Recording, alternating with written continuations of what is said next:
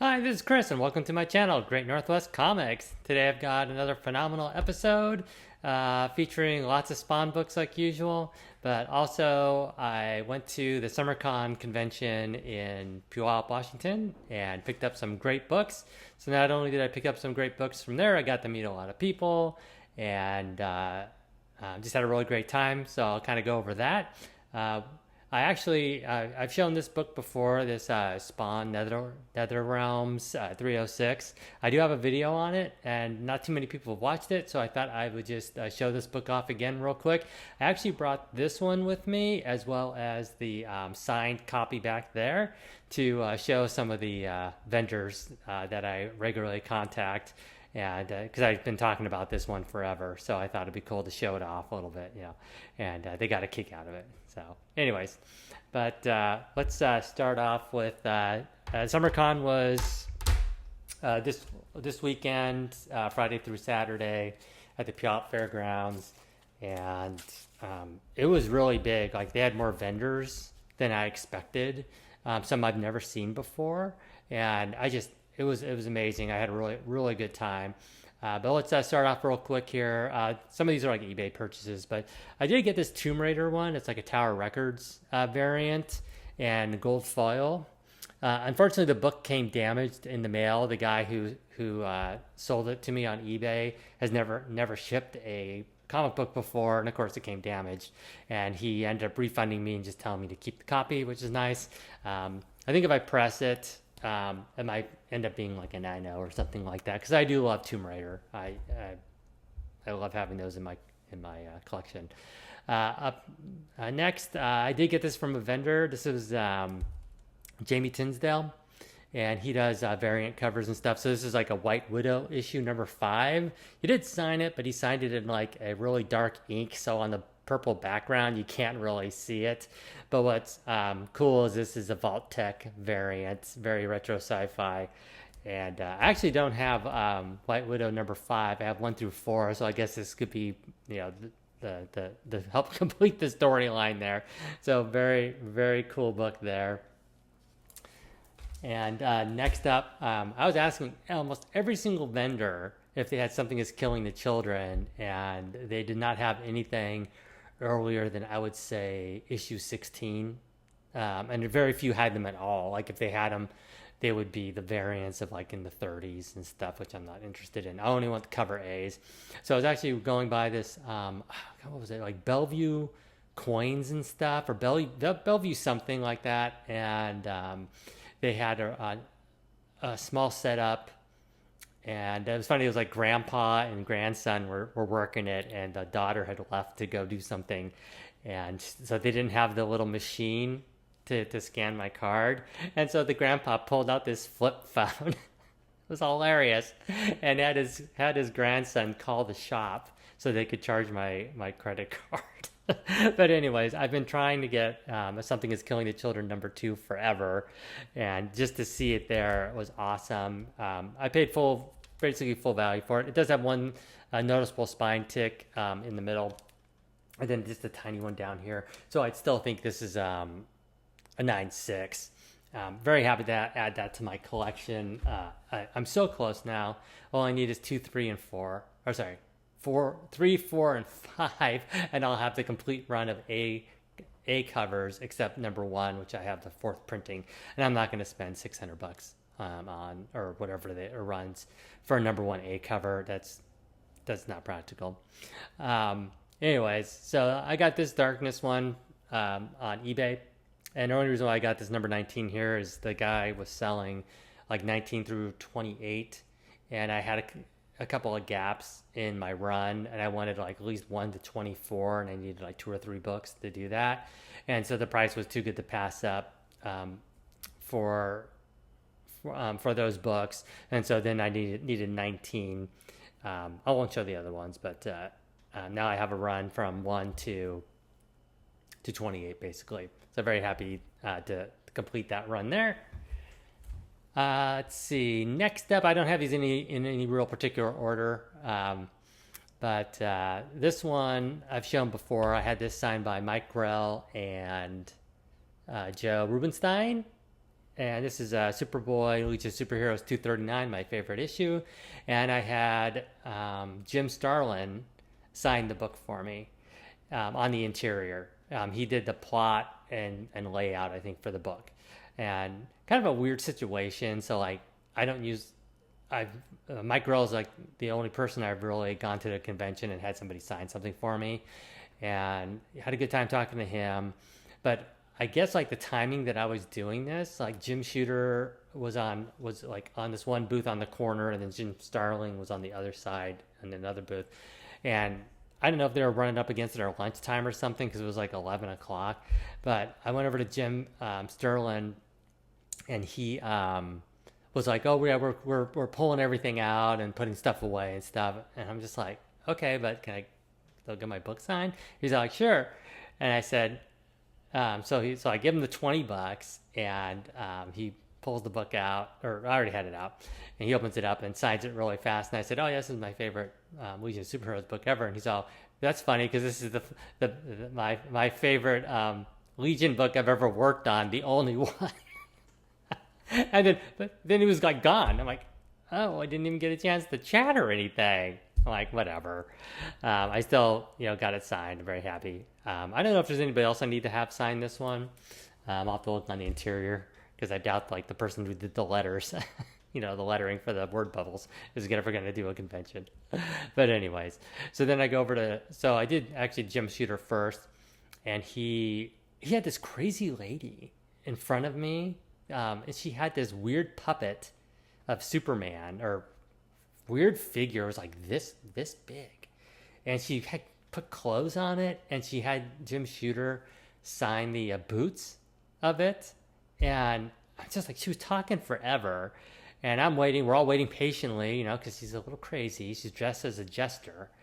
And so by the time I got up there, they took their $20, and he signs it really quick and like looks to the next person. And I'm like, "Oh, I really appreciate you signing this. I have 253 signed by you as well, so now I'll have a set. This is one of my favorite storylines." And he was like, "Thank you." I'm like, I can't even get a quick conversation, so that was real put off. My wife said I should have been more aggressive and asked the puppet lady if she was done or not. So, like, anyways, I mean, at least I got to meet him, so whatever. Let's see here. Okay, let's get some meat here on the plate, so to speak, even though I'm plant-based. All right, so this is a mixture of what I got on eBay and at the convention center.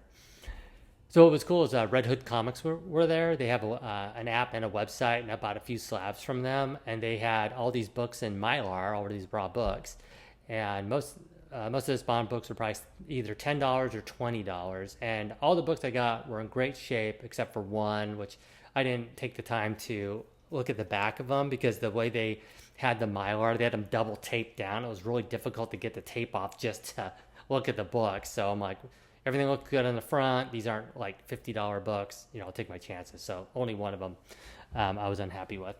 But this is, was it Spawn 91?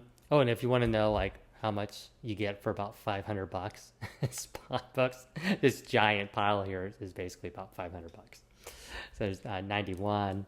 And this all goes towards my run. I've changed my goals to do 100 to 185, and then doing roughly the 232 up to current, because the books between 220 and 231 are just too expensive.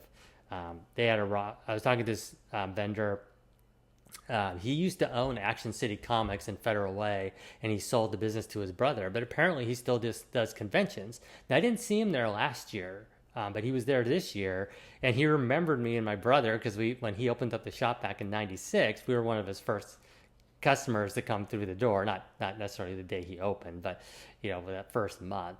And so he remembered us and stuff, and he was really nice. He actually, I pulled out a few books, and he gave me like a $20 discount. The books that he had were beautiful Spawn books, and he had 230 and 231. 230 is the Batman 423 cover with Batman enfolding a woman with his cape that everybody loves. So he had the Spawn version of that there, and he wanted 225 for it, and I just didn't have the budget for it. And then he also had 231, which is the homage to like the Spider-Man where he's sitting on the web, the very popular book that everybody buys. It comes in like platinum edition. I can't remember what that one was, 125 maybe. But I thought it's funny because I spent my money pretty quickly there. So by the time I got to a couple of vendors, I'm like, sorry, man, I'm out of money, but I just wanted to say, hey.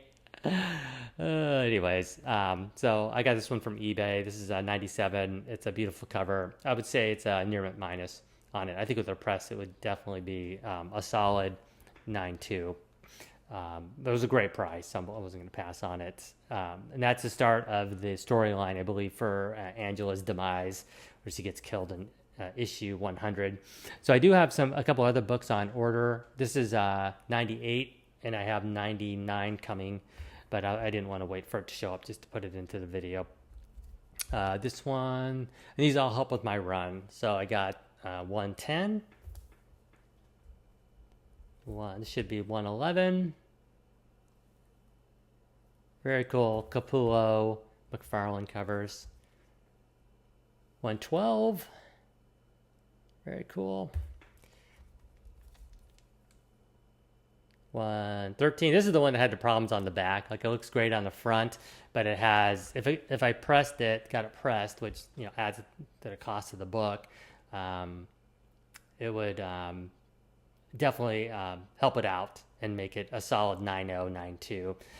Red Hood, I got that one from Red Hood, and they had that Supergirl and the Legion of Superheroes 23 by Adams Hughes, slabbed it as 9.8, and it was $1,400.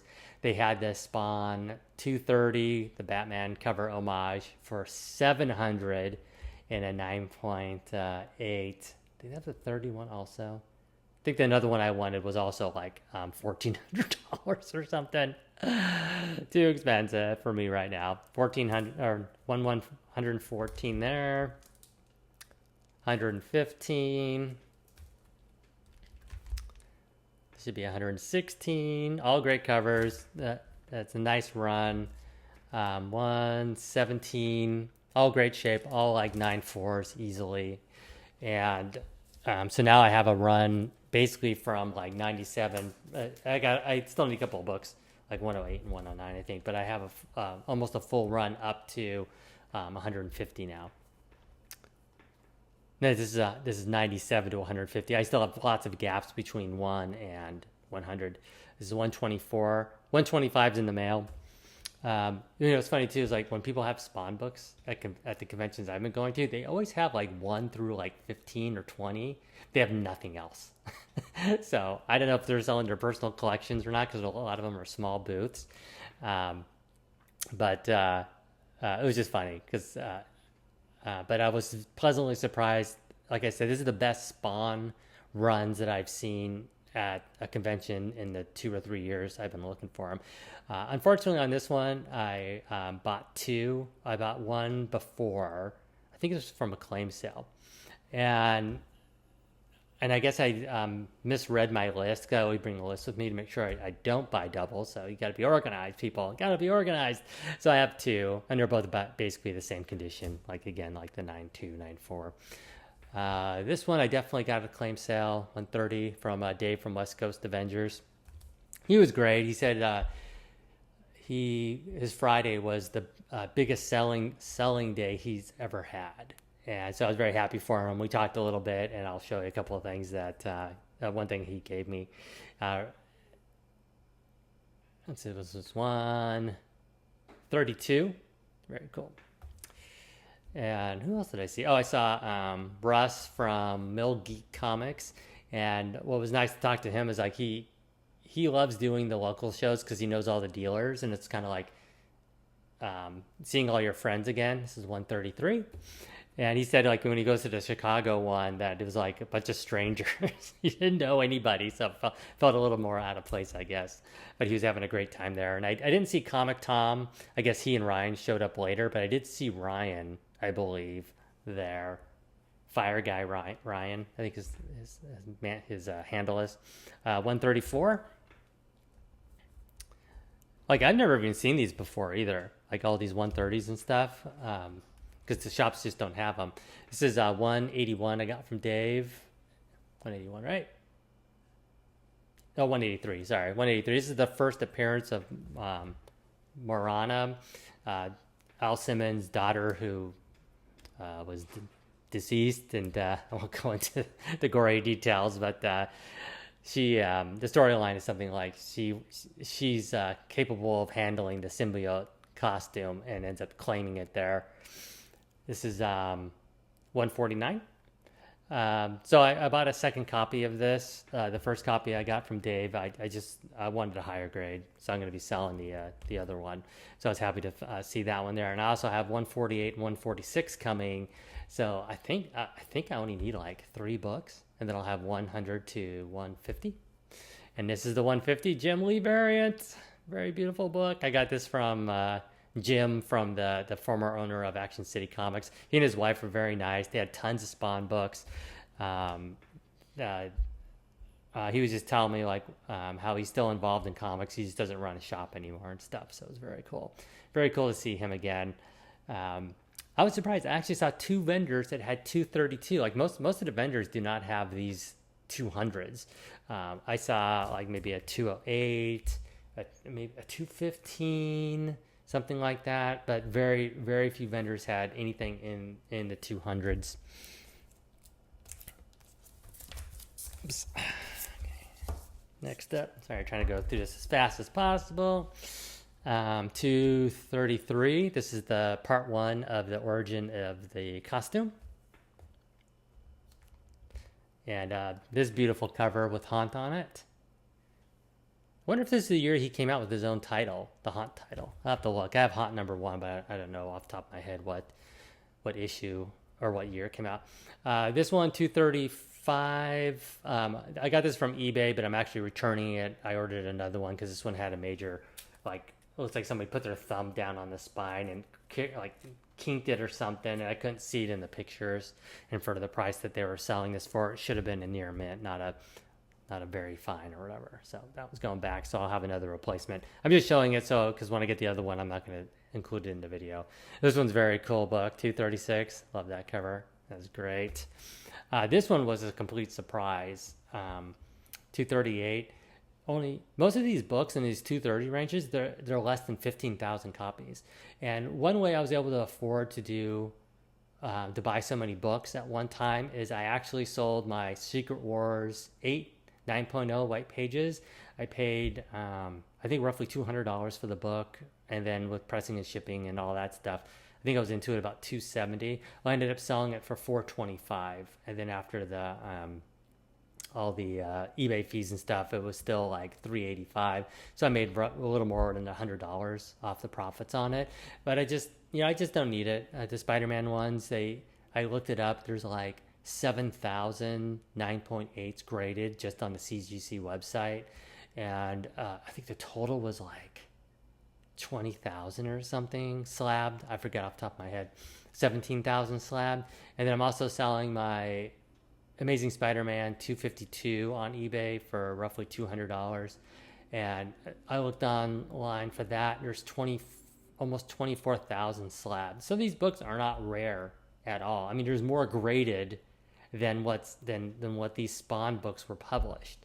So I can get those books anytime. I mean, when I was at the convention, almost every dealer had a Secret Wars on the wall, an Amazing Spider-Man on the wall. It was just crazy. So I was like, you can find it easily. These books are a lot harder to find, which is why I'm focusing on these. This is 238, and I was talking to the vendor. I opened it up, and it turned out that it has a dog ear up in the corner right here, like somebody dropped it, and it goes all the way from the front cover to the back. It doesn't look like it actually breaks the fibers, but it probably does. It's very similar to the Amazing Spider-Man 252 that had the same problem. And it's almost invisible. You can't even see it very well. Even after they're pressing, I mean, you really have to look hard to see it. But CGC still counted it as a dog ear, and they dropped the grade immediately to 8.5. And then with little spine ticks or whatever I had on there, it dropped it to an 8.0. So with this one, I'm sorry, my screensaver popped up.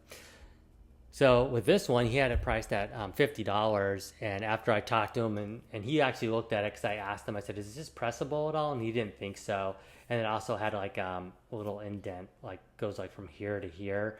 That could be taken care of with a press, no problem. I think this could just look better with a press in general, but for $25 for a book that had less than 14,000, less than 13,000 printed. Yeah, I'll take it for $25. And if at some time in the future I run into another one, great. I'll get a 9.8 candidate one if I want. But I wasn't going to pass on that, especially finding it at the convention, no sales tax, no shipping. I can see the book in person. It was awesome. $239. Very beautiful. This one I did get on eBay from one of the sellers I've been buying books from. I got a nice discount on this one. And I got another book from him as well.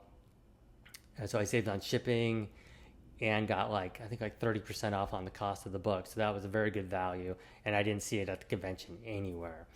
This one I did get at the convention, $275. Yes, $275 in the Noir. And like I mentioned in my previous video, I'm trying to get duplicates set of spawns. And I have it now all the way down to at least this 275, 274, 2 copies of each issue, variant cover for each one. There's only a few I have either a duplicate of the same cover, but I think it's because they didn't have any more than one cover, just an A cover. Otherwise, I would have looked for the B cover. But anyways, so what was really cool is when I stopped by Dave's booth, he's like, hey, Chris, I have something here that I think only you would be able to appreciate. And I was like, I don't know what you're talking about.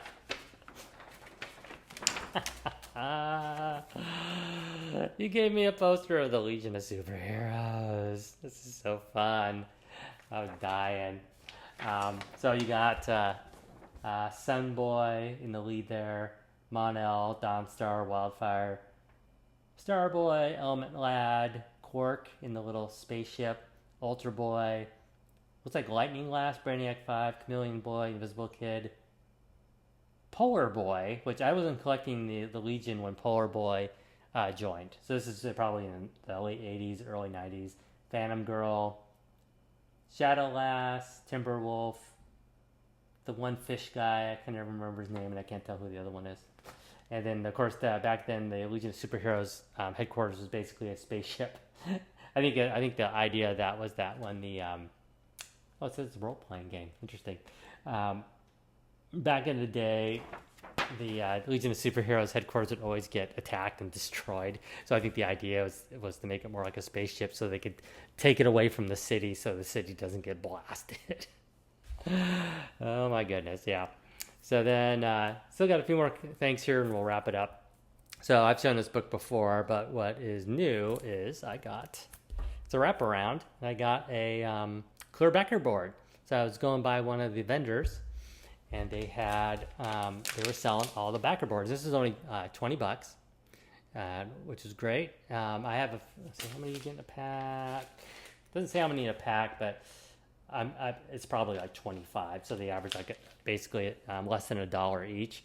And there's a number of books I have that have wraparound covers that I would like to use these for. And a couple of books I got from eBay, some of or Acclaim sales, they used the clear backer boards and to quickly show the back cover for those wraparound covers, like Vampirella, one of the I can't remember what year it's from, but it was a wraparound cover, Mike Mayhew cover. So I was glad to see that there, and I picked that up.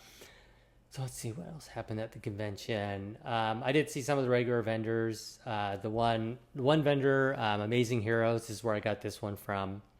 Unfortunately, he's the one that told me he had tons of Spawn books, but his selection looked almost exactly the same as last time. So most of the local vendors, I just bypassed. I'm just like, I know what they have. They never have anything. It seems like they never have anything new. But anyway, so then one of the big draws for the con was the celebrity appearances. And so they had almost the entire cast of Smallville. And so I have my old DVD box set here. I watched episode 6, which is Hourglass, which is where there's a clever person who can read people's futures, an old lady. And when she sees Lex Luthor's future as he becomes the president, and then ushers in like an apocalypse, and his white suit is drenched in a rain of blood. It's like, and then she dies in horror from from the vision. Crazy, yeah. So I watched that, and then I watched the Legion of Superheroes episode. I actually bought that on video because um, they don't have it for free. But I did get to meet Kristen Crook and get her autograph. She's very nice, very friendly. I told her I had to watch I had to watch a couple episodes of Smallville to get my street cred back, and she asked me which episodes I watched. And as I told her about the 2 I watched and said the Legion of Superheroes is my favorite, and she said, "Oh, that's great," and nice meeting you and stuff. And but again, it was kind of like, okay, next in line. I'm making money here, people. I'm making money, and it was crazy. So it's $60 for an autograph, which includes the photo, and then from the same vendor that I got the clear backer boards, he had these there for $5, these little sleeves. So very cool to get that. I wish I should have bought a couple more, but he was charging $5 each, and because I need like 2 more, so I'll look online, maybe buy a set. But the handler told me that they only take cash, so I had to go racing around to go to an ATM. They were about ready to close up because they were going to go do the photo shoot. So you pay like $80 to have a professional photo taken in a kind of like not an offsite area, but away from the main vendor area, and you can get your picture with like Lana and Lex, Tom Welling, and Lois. Then they do a whole Smallville thing, and it was $280 for the entire Smallville cast that was there. So it was Laura Vandervoort, who played Supergirl, Erica Durance, Lois Lane, Kristen Crook, Lana Lang, Tom Welling, which I did not see. He must have been like in the VIP area and only doing the photos because he wasn't anywhere around unless he came in the evening or something. I only stayed from like 10 to almost 2, maybe 1:30, because all the stuff that was happening later in the day, I didn't want to stick around for another 3 hours. And of course, Michael Rosenbaum. And you could do a photo shoot with Michael Rosenbaum and Lana Lang, because I think they had a relationship, like a dating relationship on the show or something like that at one point. So I think they just spread it out, because I think if you put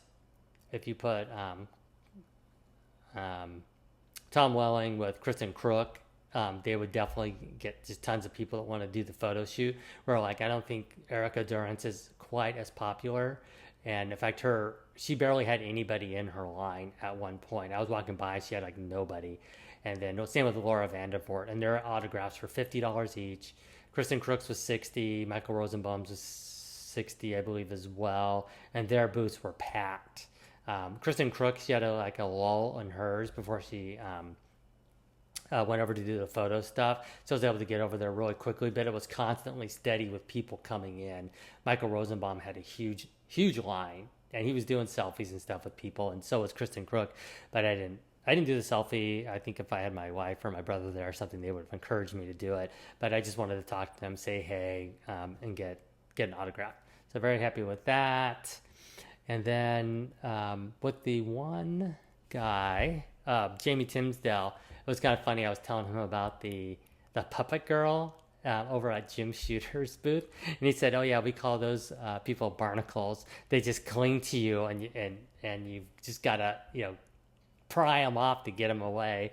And his thing was that he was telling me, like, when he goes to New York, he lives like in the middle of the country, and when he goes to New York, it can cost up to $10,000 with travel and employees to set up. So he's got a lot of product to sell. Like with him, I only bought a $20 comic book. So think about that. You've got to sell hundreds upon hundreds of books to get to get up the dollars just to make it worth it.